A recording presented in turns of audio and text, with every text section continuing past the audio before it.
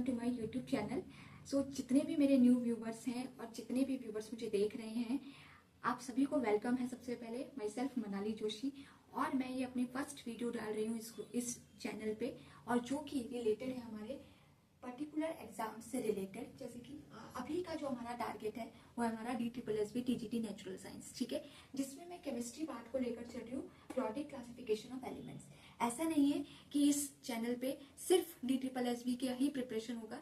जितने भी हमारे कॉम्पिटेटिव एग्जाम के एस्पिरेंट है उन्हें पता है, चाहे DSSB है, चाहे KVS है, चाहे NVS है, चाहे EMRS है, ठीक है, चाहे RRB के जितने भी पेपर होते हैं, RRB NTPC या SSC, जिसमें भी साइंस आती है, तो आपको पता है जो बेसिक साइंस है, बस जो लेवल है वो हमारा थोड़ा सा क्या हो जाता है, चेंज हो जाता है। अदरवाइज जो साइंस है वो सब जगह सिमिलर ही होती है। तो सभी एस्पिरेंट्स के लिए मैं कुछ ना कुछ यहाँ पर, और सीटेट जो कि already I have qualified CTET paper 1 और 2, तो वो तो मैं क्वालिफाई कर चुकी हूँ। तो ऑब्वियसली इसके लिए तो मैं आपको और अच्छे से प्रिपेयर कर पाऊंगी और अच्छे नोट्स दे पाऊंगी। डोबेनियर लॉ ऑफ ट्राइड्स, ठीक है, Dobereiner law of triads. Dobereiner law of triads में बेसिकली ट्राइड्स में मतलब है ग्रुप ऑफ थ्री। तो डोबेनियर ने क्या किया था, एक्चुअल में डोबेनियर ने एलिमेंट्स को अरेंज किया था, ठीक है, एलिमेंट्स को क्या किया था, अरेंज किया था, किसमें, increasing order of atomic mass, ठीक है, एटॉमिक। प्लीज जो भी चीजें आपको लगती है कि इंपॉर्टेंट है उसे नोट डाउन कीजिए या स्क्रीनशॉट ले लीजिए, ठीक है। एलिमेंट्स को अरेंज किया था increasing order of atomic masses में, ठीक है। कौन से ग्रुप ऑफ एलिमेंट्स थे जिसको कि उसने अरेंज किया था, क्योंकि मैं आपको बताती हूँ जो डोबेनियर का लॉ ऑफ ट्राइड्स था वो कुछ ही एलिमेंट्स पे क्या था, क्या बोलते हैं, एप्लीकेबल था, ओके। सो जो ग्रुप ऑफ एलिमेंट्स थे हमारे वो थे, फर्स्ट लिथियम सोडियम पोटेशियम, ठीक है, पहला था, ठीक है। दूसरा था हमारा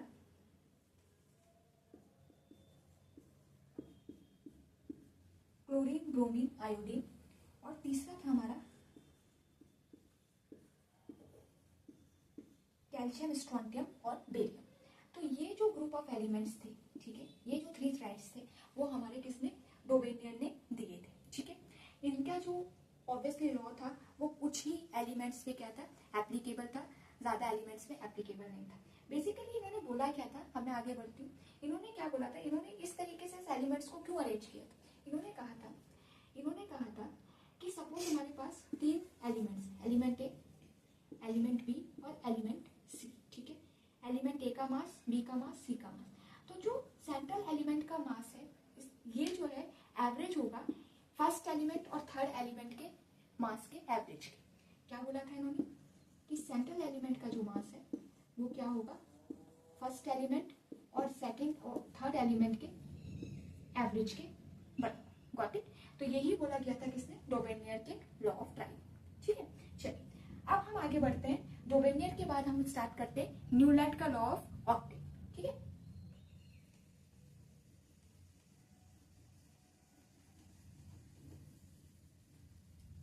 late me raise and I hope आप स्क्रीनशॉट ले रहे हैं या आप, ठीक है। तो now let's start with the Newland law of octave. Newland law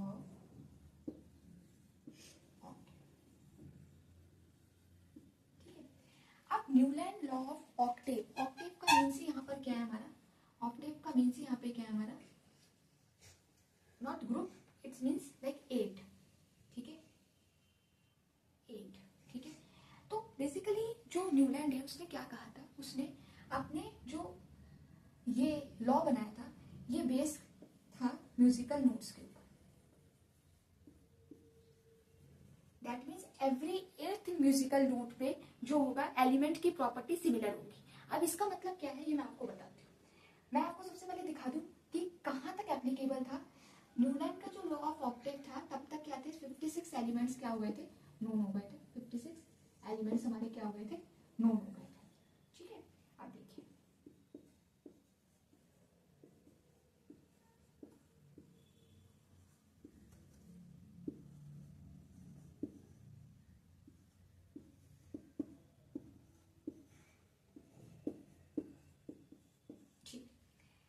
थे बेसिकली। अभी आप ये मत सोचिएगा कि किस तरीके से इतने सारे एलिमेंट्स लिखती है।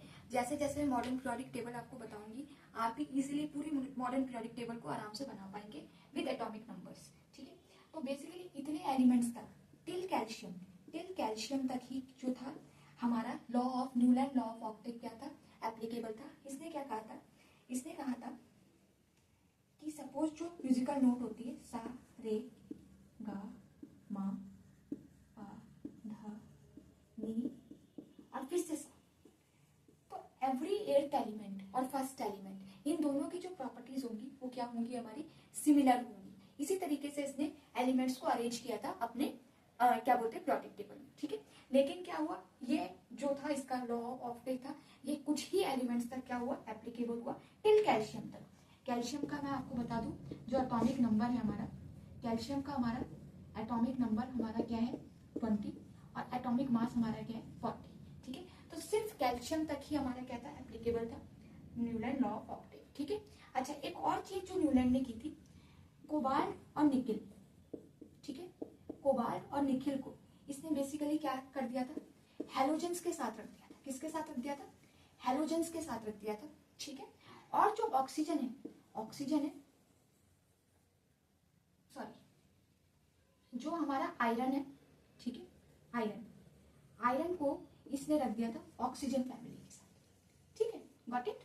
ठीक है, तो बेसिकली यही इसका क्या बन गया था, यही इसका ड्रॉबैक या लिमिटेशन या डीमेरिट बन गई थी, क्योंकि इसने कोबाल्ट और निकिल जो कि सिमिलर फैमिली से, कोबाल्ट और निकिल को आयरन Fe से क्या कर दिया था, सेपरेट कर दिया था, अलग रख दिया था। ठीक है, तो यही इसका क्या था, ये क्या बन गया था, यही इसका डीमेरिट भी बन गया था। ठीक है, तो बेसिकली इतना जो है न्यूलैंड लॉ ऑफ ऑक्टेव में कहा गया, और 56 एलिमेंट्स थे। आई होप कि आपको समझ में आया होगा। इसका आप स्क्रीनशॉट लीजिए, कैल्शियम तक ही क्या एप्लीकेबल था हमारा न्यूलैंड लॉ ऑफ ऑक्टेव। और अब हम अपनी नेक्स्ट क्लास से पढ़ेंगे मैंडेलिन पीरियोडिक टेबल। ठीक है।